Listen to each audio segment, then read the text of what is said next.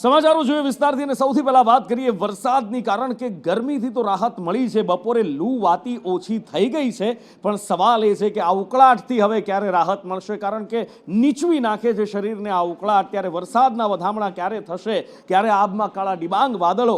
હવામાન વિભાગે આગાહી કરી છે કે ચોમાસાને ગુજરાત પહોંચતા હજી વાર છે, પણ હા, પ્રી મોન્સૂન એક્ટિવિટી શરૂ થઈ ગઈ છે, સાયક્લોનિક સર્ક્યુલેશન એક્ટિવ થયું છે અને એના કારણે એક અઠવાડિયામાં હવે ધીરજનો અંત આવી જશે. વરસાદ आखा गुजरात में बरससे। और डे 4 की बात करेंगे तो डे 4 में गुजरात रीजन के सारे डिस्ट्रिक्ट कवर हैं, जहां पे लाइट से मॉडरेट रेन होने का पूर्वानुमान दिया गया है। और नॉर्थ गुजरात के जो डिस्ट्रिक्ट हैं जहां पे लाइट से मॉडरेट रेन होने का पूर्वानुमान दिया गया है वो है गांधीनगर, अरावली, खेड़ा, अहमदाबाद, आनंद, पंचमहल, दाहोद और महिसागर। और डे 5 की बात करेंगे तो डे 5 में जहाँ पे लाइट टू मॉडरेट रेन होने का पूर्वानुमान दिया गया है उसमें गुजरात रीजन के सारे डिस्ट्रिक्ट कवर हैं और नॉर्थ गुजरात के गांधीनगर, अरावली, खेड़ा, अहमदाबाद, आनंद, पंचमहल, दाहोद और महिसागर हैं। और डे 6 और डे 7 में गुजरात रीजन के सारे डिस्ट्रिक्ट कवर हैं जहाँ पे लाइट टू मॉडरेट रेन होने का पूर्वानुमान दिया गया है।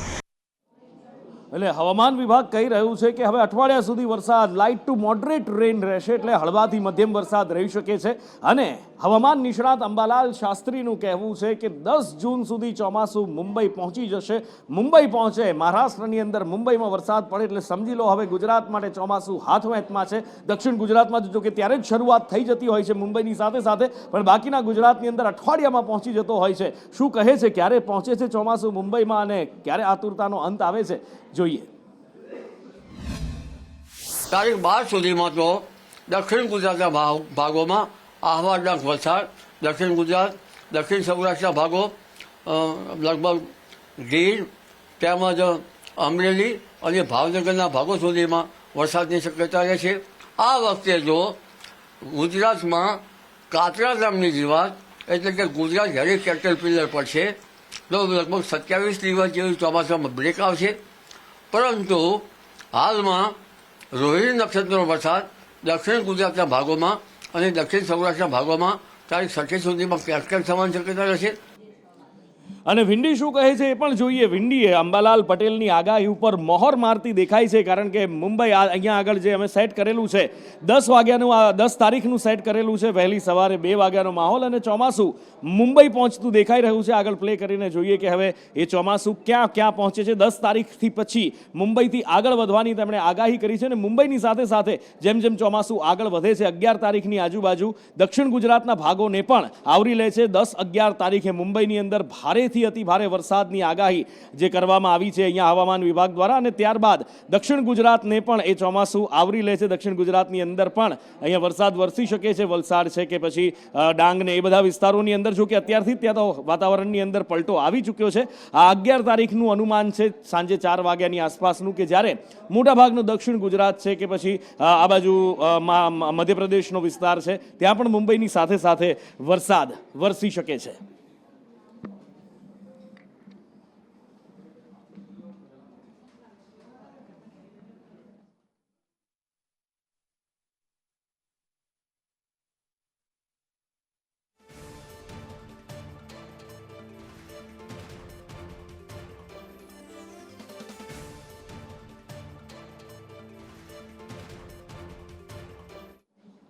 અને હવે વાત કરવી છે રાજકોટ અગ્નિકાંડની અંદર. નેતાઓ હોય, અધિકારીઓ હોય, બધાની અહીંયા બેદરકારી દેખાઈ છે.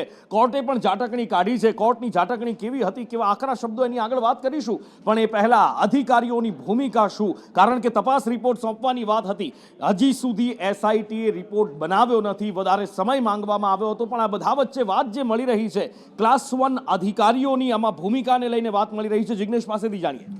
અનુપુર વાત કરવામાં આવે તો જે બેદરકારી છતી થઈ તેની પાછળ આર્થિક વ્યવહારો પણ કેટલા જવાબદાર હતા. બેદરકારી દાખવવા માટે જે રૂપિયા ચૂકવવામાં આવ્યા હતા તેને લઈને એસીબી દ્વારા તપાસ શરૂ કરવામાં આવી હતી.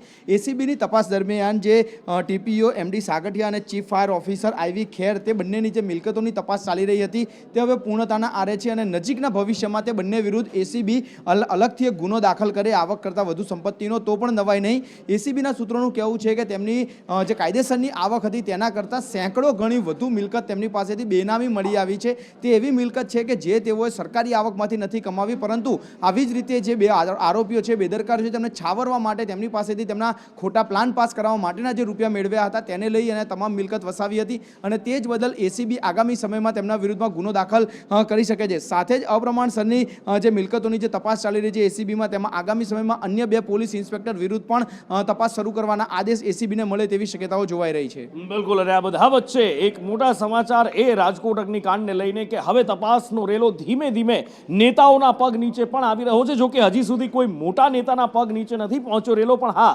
કોર્પોરેટરોના પગ અત્યારે ધ્રુજવા માંડ્યા છે ને એમાંના એક છે નિલેશ રામાણી, કે જેમના દ્વારા ઇમ્પેક્ટ ફી ભરી અને કાયદેસર કરવાની વાત કરવામાં આવી રહી હતી. એમણે સીધો આરોપ લગાવી દીધો જ્યારે એમના પગ નીચે રેલો આવ્યો હતો કે મારી આમાં ભાઈ કોઈ ભૂમિકા નથી, આ તો ટીપીઓ સાગઠિયા અને બીજા બધા આર્કિટેક્ટને બધા ભેગા મળી અને આખું આ કમઠાણ કરી રહ્યા હતા. હું તો બિલકુલ નીટ એન્ડ ક્લીન છું. એટલે જ્યારે નેતાઓના પગ નીચે રેલો આવ્યો તો ટોપી એકબીજાના માથે નાખવાનો ખેલ પણ શરૂ થયો છે. સાંભળો સંદેશ ન્યૂઝે જ્યારે વાત કરી નિલેશ રામાણી સાથે તો શું કહે છે તેઓ. નીતિન રામાણી આપણી સાથે છે. નીતિનભાઈ, શું કહેશો? તમારી કેવી રીતે તમારા સંપર્કની અંદર આવ્યા હતા અને તમે કઈ રીતે ભલામણ કરી?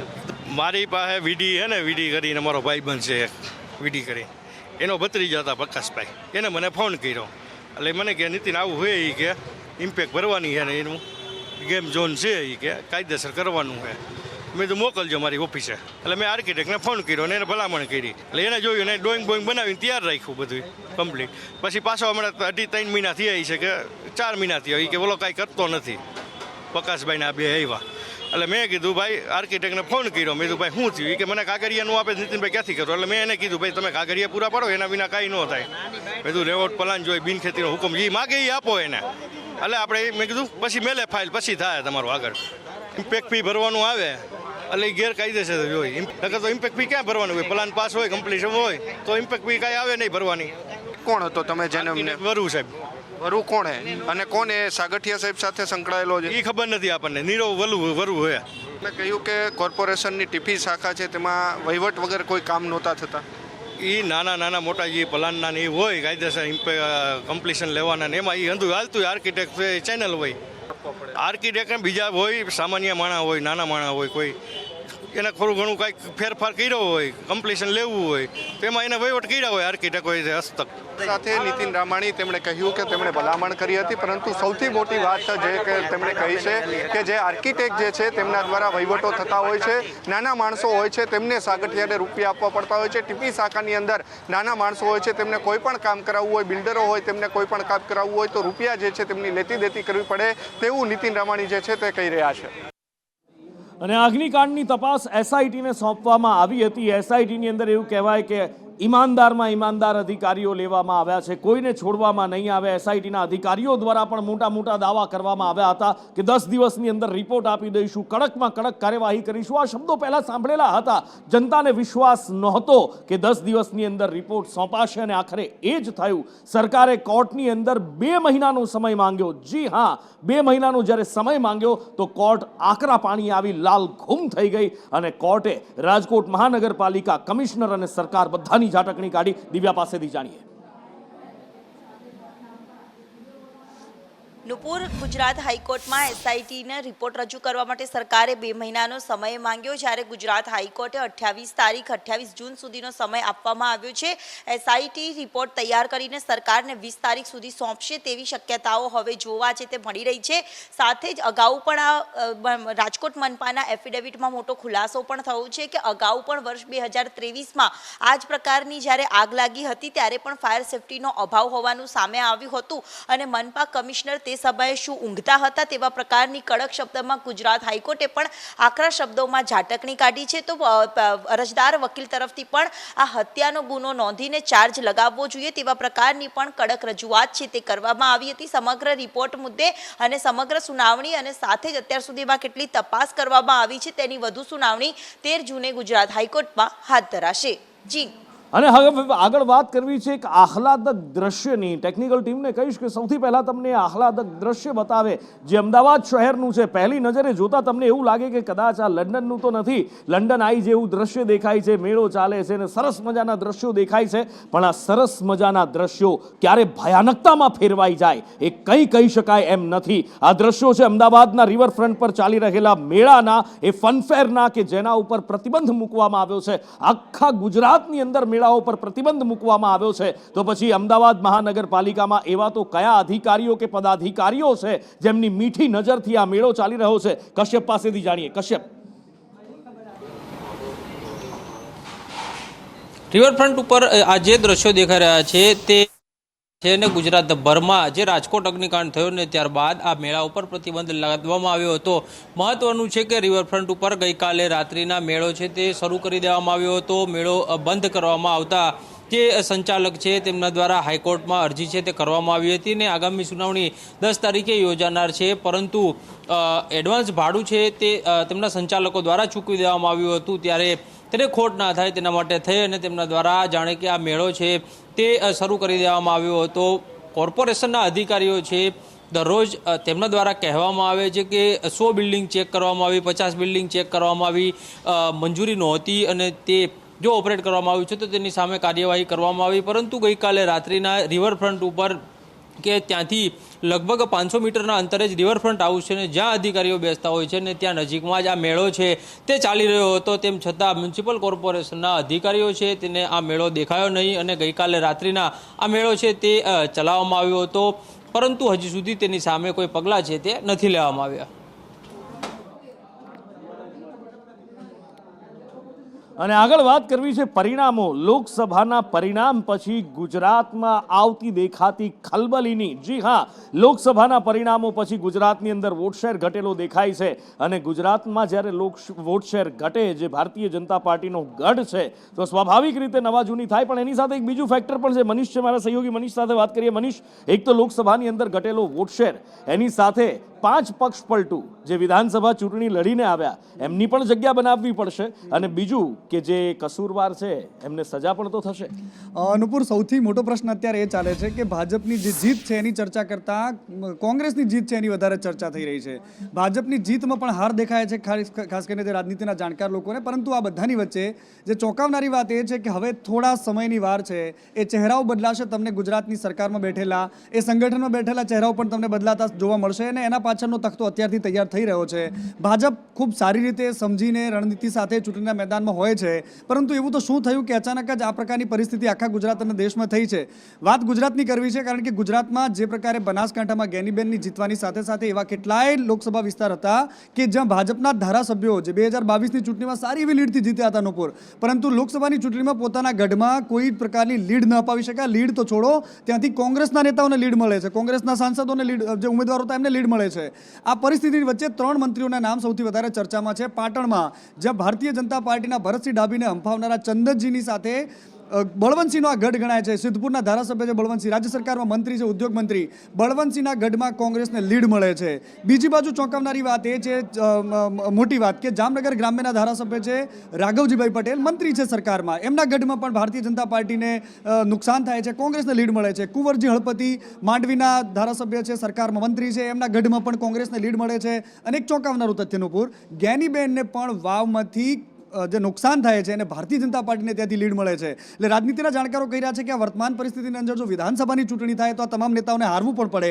પરંતુ એની પાછળના રસપ્રદ કારણોમાં એક કારણ એ પણ છે કે લોકસભા અને વિધાનસભાની ચૂંટણીઓમાં જે લોકોનો જે મત છે એ અલગ અલગ ચહેરાઓને જોઈને જતો હોય છે. પરંતુ ભારતીય જનતા પાર્ટી માટે મત માત્ર એક જ ચહેરાને જતો હતો, એ તો પ્રધાનમંત્રી નરેન્દ્ર મોદીનો ચહેરો.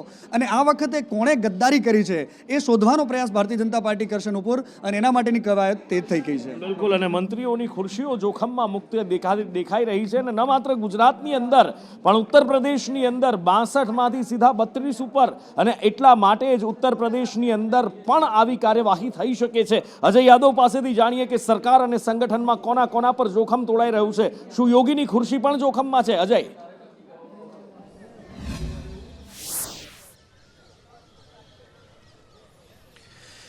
देखिए नुपुर, अभी आपकी आवाज़ कट गई है, लेकिन जैसा शुरुआती मैंने सवाल सुना उसके मुताबिक यही है कि 2024 के लोकसभा चुनाव के जो भी परिणाम आए हुए हैं उसमें सबसे ज़्यादा अगर चर्चा किसी राज्य की हो रही है तो उत्तर प्रदेश की हो रही है, जहां पे 2024 के लोकसभा चुनाव में भारतीय जनता पार्टी ने 72 सीटें जीती थी। उसी तरह से 2019 के लोकसभा चुनाव में भारतीय जनता पार्टी ने 62 सीटें जीती थी, 2 सहयोगी दलों ने जीती थी। लेकिन एक अनुप्रिया पटेल को अगर छोड़ दिया जाए तो उत्तर प्रदेश में किसी भी सहयोगी दल ने कोई भी सीट नहीं जीती है। लेकिन भारतीय जनता पार्टी के कई ऐसे दिग्गज लीडर हैं जिनको पटकनी मिली है। खुद अमेठी से जो स्मृति ईरानी है उनको पटकनी मिली है। खुद जो बनारस की लोकसभा सीट है जहां से कहा जा रहा था कि प्रधानमंत्री नरेंद्र मोदी कम से कम 10 लाख वोटों से जीतेंगे, भारतीय जनता पार्टी के नेताओं की तरफ से इस बार दावा किया जा रहा था, लेकिन मात्र 1,52,000 वोटों से प्रधानमंत्री नरेंद्र मोदी जीते हैं। इसी तरह से फतेहपुर की जो सीट है वहां से जो साध्वी निरंजन ज्योति है जो कि मोदी सरकार में मंत्री थी, वो चुनाव हार गई हैं। उन्नाव से जो साक्षी महाराज हैं वो चुनाव भले जीत गए हैं, लेकिन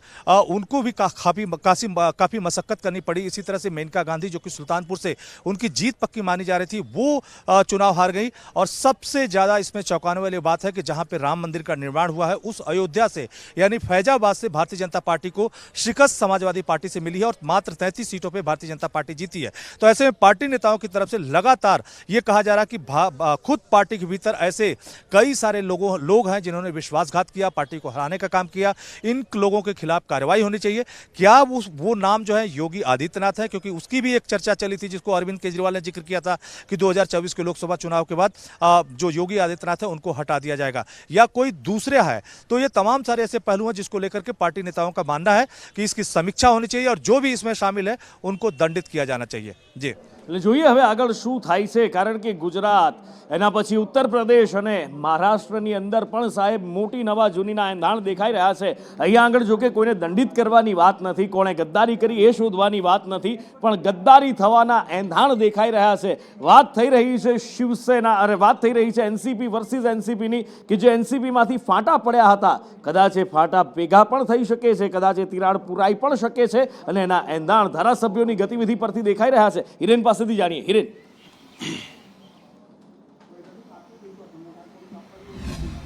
તો રાજનીતિમાં કશું જ કાયમી નથી હોતું અને રાજનીતિમાં કંઈ પણ થઈ શકે છે, કંઈ પણ અશક્ય નથી. આ સ્થિતિ દેખાઈ રહી છે. એક તરફ કેન્દ્રમાં ભારતીય જનતા પાર્ટીએ સાથી પક્ષોનો કમ્પલસરી સહારો લઈ અને સરકાર બનાવી રહી છે, ત્યારે બીજી તરફ મહારાષ્ટ્રમાં કે જ્યાં આવતા વર્ષે વિધાનસભાની સામાન્ય ચૂંટણી આવી રહી છે, ત્યાં ગઠબંધન જે છે એ ગઠબંધનના જ કેટલાક ધારાસભ્યો વિપક્ષના સંપર્કમાં હોય એ પ્રકારની સ્થિતિ છે. એનસીપીમાં 2 ભાગ પડ્યા, જેમાં શરદ પવાર જૂથ અલગ રહ્યું અને અજીત પવાર તેનાથી અલગ થયા કાકાથી, અને એ જ અજીત પવારની સાથે રહેલા 10 થી 15 ધારાસભ્યો હવે શરદ પવારની સાથે અથવા તો એમના સંપર્કમાં હોય એ પ્રકારના અહેવાલો સામે આવી રહ્યા છે. અને જો આ 10 થી 15 ધારાસભ્યો પક્ષમાંથી ફેરફાર થાય તો ત્યાં સીધી અસર મહારાષ્ટ્રની મહાયુતિ સરકારને થઈ શકે છે. મહારાષ્ટ્રમાં ભારતીય જનતા પાર્ટી, એનસીપી અને શિવસેના આ ત્રણેયનું જે ગઠબંધન છે એમાં ક્યાંક ફેરફાર થાય તેવી સ્થિતિ દેખાઈ રહી છે. ગઈકાલે જ્યારે એક તરફ ચૂંટણીના પરિણામો પછી દેવેન્દ્ર ફડણવીસે પોતાની જવાબદારી સ્વીકારી સરકારમાંથી રાજીનામાની વાત કરી, બીજા જ દિવસે આ એનસીપીના ધારાસભ્યો ત્યાંથી પોતાના મૂળ પક્ષ સાથે સંપર્કમાં હોય એ પ્રકારની સ્થિતિ દેખાઈ રહી છે. આ તમામ બાબતો જોતા મહારાષ્ટ્રની રાજનીતિ પણ એટલી જ સક્રિય થઈ હોય એ પ્રકારની સ્થિતિ દેખાઈ રહી છે. લોકસભાના પરિણામો જોઈએ તો શરદ પવાર જૂથના જે ઉમેદવારો હતા એમાંથી 7 લોકો જીતીને આવ્યા છે સાંસદ તરીકે, જ્યારે અજીત પવારમાંથી માત્ર 1 બેઠક જે છે એ અજીત પવાર ગ્રુપ છે જીતીને આવ્યું છે અને એની જ અસર કદાચ અત્યારે આ જોવા મળી રહી છે. પરંતુ મહારાષ્ટ્રની રાજનીતિ પણ એટલી જ સમજવાની જરૂર છે કે આ આવતા વર્ષે ચૂંટણી હોવાના કારણે કદાચ એવું પણ થઈ શકે કે ભાજપ અહીંયા શિવસેના ગ્રુપ એટલે કે શિંદે ગ્રુપ અને એનસીપીમાં શરદ પવાર અજીત પવાર ગ્રુપ છે, આ બંનેને સાથે રાખી અને પૂરી સરકારમાં આગળ વધારી શકે છે અને બેકમાં ભારતીય જનતા પાર્ટી રહી અને લીડ કરી શકે પ્રકારની સ્થિતિ પણ થઈ શકે છે. રાજનીતિમાં કશું જ અશક્ય નથી. બિલકુલ, અને એની સાથે સાથે એક બીજી પણ શક્યતા જોવાઈ રહી છે અને એ શક્યતા મંત્રીપદની. ભારતીય જનતા પાર્ટી પાસે આ વખતે સંપૂર્ણ બહુમત નથી, આપણે સારી રીતે જાણીએ છીએ, અને જ્યારે બહુમત ના હોય, ગઠબંધન કરીએ ત્યારે સાથી પક્ષોની માંગ માનવી પડતી હોય છે, સાથી પક્ષો માને એ ખાતા આપવા પડતા હોય છે ને એટલે જ શક્યતા જોવાઈ રહી છે ભારતીય જનતા પાર્ટીના મંત્રીઓ ઓછા હોઈ શકે. અત્યાર સુધી ગુજરાતનો દબદબો રહ્યો છે કેન્દ્રીય મંત્રીમંડળની અંદર, પણ હવે આ વખતે એ પણ કદાચ ન જોવા મળે એવી શક્યતા દેખાઈ રહી છે. છે, જાણીએ અજય પાસેથી। અજય,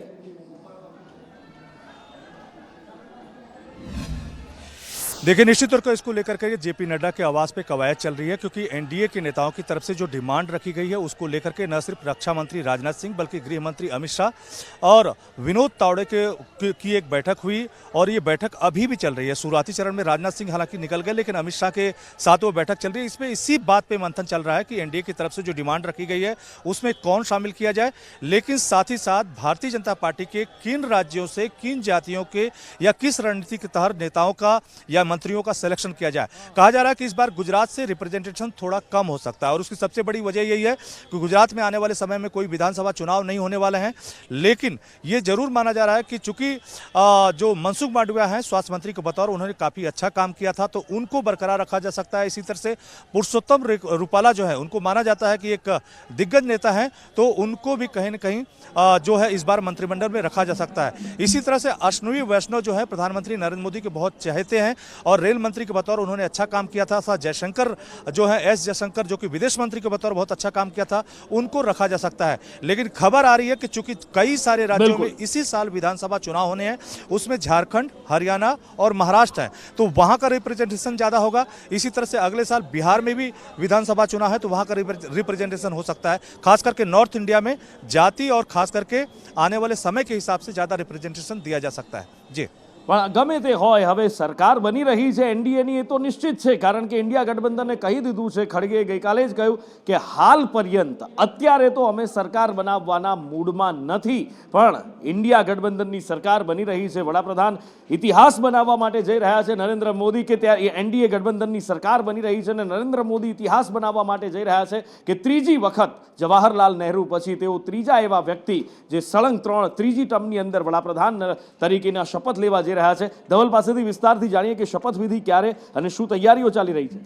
જી નુપુર, આવનાર તારીખ 9 જૂને સાંજે 6 વાગે વડાપ્રધાન નરેન્દ્ર મોદી શપથ લે તેવી દિલ્હી દરબારના સૂત્રો પાસેથી માહિતી મળી રહી છે। રાષ્ટ્રપતિ ભવનની અંદર આ કાર્યક્રમની આયોજન કરવામાં આવશે, અને તેને લઈને આજે નડ્ડાના બંગલે અમિત શાહ, રાજનાથસિંહ સહિતના ભાજપના દિગ્ગજ નેતાઓની એક બેઠક પણ મળી હતી, અને આ બેઠકમાં તૈયારીઓને આખરી ઓપ આપવામાં આવ્યો છે। તો મહત્વનું છે કે 5 દેશના રાષ્ટ્રીય અધ્યક્ષોને પણ વડાપ્રધાન નરેન્દ્ર મોદીની શપથવિધિમાં આમંત્રિત કરવામાં આવ્યા છે। નેપાળ છે, બાંગ્લાદેશ છે, શ્રીલંકા છે, મોરેશિયસ છે, આ સહિતના 5થી વધારે દેશોના રાષ્ટ્રાધ્યક્ષોને આમંત્રણ આપવામાં આવ્યું છે કે જેઓ વડાપ્રધાન નરેન્દ્ર મોદીની શપથવિધિમાં ઉપસ્થિત રહેશે। અને આ બધા વચ્ચે એક મોટા સમાચાર મળી રહ્યા છે। કંગના રનૌત મંડીથી, હિમાચલના મંડીથી જેઓ ચૂંટણી લડ્યા, જીત્યા, ભારતીય જનતા પાર્ટીના સાંસદ બન્યા છે, તેમને લાફો મારવામાં આવ્યો હોવાના સૂત્રો તરફથી સમાચાર મળી રહ્યા છે। જી હા, કંગના રનૌતને થપ્પડ મારવાના આરોપ લાગી રહ્યા છે। ચંદીગઢ એરપોર્ટ પર તેમને થપ્પડ મારવાનો બનાવ, અને જે ટીવી પર દેખાઈ રહ્યા છે સીઆઈએસએફના મહિલા ગાર્ડ, એમના ઉપર આરોપ લગાવવામાં આવ્યો છે કે તેમણે કંગના રનૌતને થપ્પડ મારી છે। સત્ય શું છે થોડી વારમાં સામે આવશે, પણ અત્યારે આરોપ લાગી રહ્યા છે આ મહિલા સીઆઈએસએફ જવાન ઉપર કે તેમણે ચંદીગઢ એરપોર્ટ પર કંગના રનૌતને થપ્પડ મારી છે।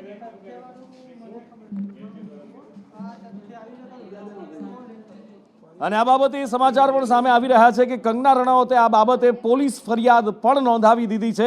કંગના રનૌતને થપ્પડ મારવાની ઘટના સામે આવી છે। નવા સાંસદ મંડીથી 4 બેઠક હિમાચલ પ્રદેશની અંદર ભારતીય જનતા પાર્ટી જીતી છે, અને એમાં મંડીથી આ વખતે કંગના રનૌત ઊભા હતા। એમણે કહ્યું હતું કંગના રનૌતે કે હું રાજકીય જીવનમાં જાઉં છું તો બોલિવૂડમાંથી સંન્યાસ લઈ લઈશ, પણ ખબર નહીં આખરે એવું શું થયું છે, એ તપાસ બાદ સામે આવશે કે કંગના રનૌતને થપ્પડ શા માટે મારવામાં આવી છે। કંગના રનૌતે ફરિયાદ નોંધાવી દીધી છે।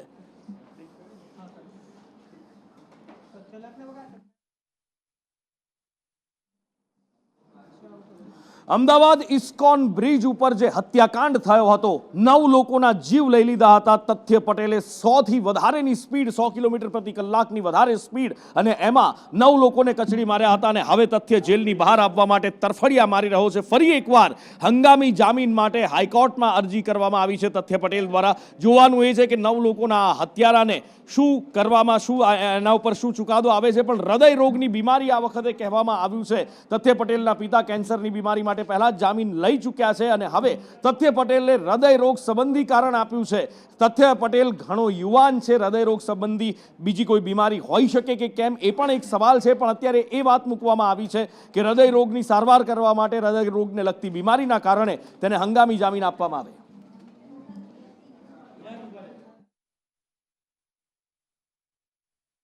આગળ પણ વાત કરવી છે એ સંજય સોલંકી કે જેનું અપહરણ કરવામાં આવ્યું હતું ગણેશ જાડેજા દ્વારા, બાહુબલી બાપનો એ બેટા કે જેને બાપના પૈસાનું તોર અને ઢોરમાર માર્યો અપહરણ કરીને સંજયને, અને ત્યારબાદ આજે 8મા દિવસે ઝડપાયો. પણ જ્યારે ઝડપાયો ત્યારે એવું ચિત્ર સામે આવ્યું કે ભારતમાં પૈસા અને પાવરના જોરે કંઈ પણ થઈ શકે છે. વીવીઆઈપી ટ્રીટમેન્ટ મળી હોય એવો આરોપ લગાવવામાં આવી રહ્યો છે. મયુર પાસેથી જાણીએ. મયુર,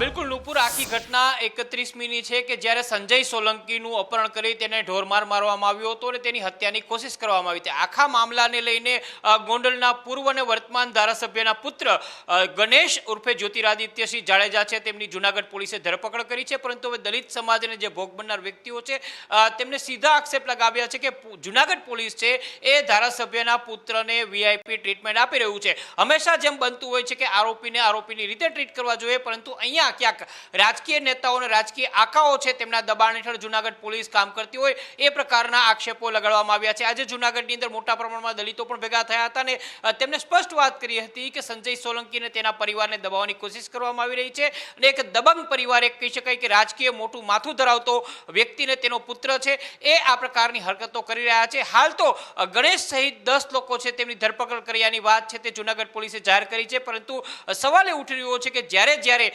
રાજકીય આકાઓ અથવા તો રાજકીય નેતાઓ અને તેના પુત્રો અથવા તો તેમના કાર્યકર્તાઓ આ પ્રકારની હરકત કરે છે ત્યારે જનતા બિચારી માય બાપ પાસે કોની પાસે જાય? જનતા આખરે એમ કહી શકાય કે જનતા હાવ બિચારી થઈ ગઈ હોય એ પ્રકારની સ્થિતિ અત્યારે અહીંયા જોવા મળી રહી છે.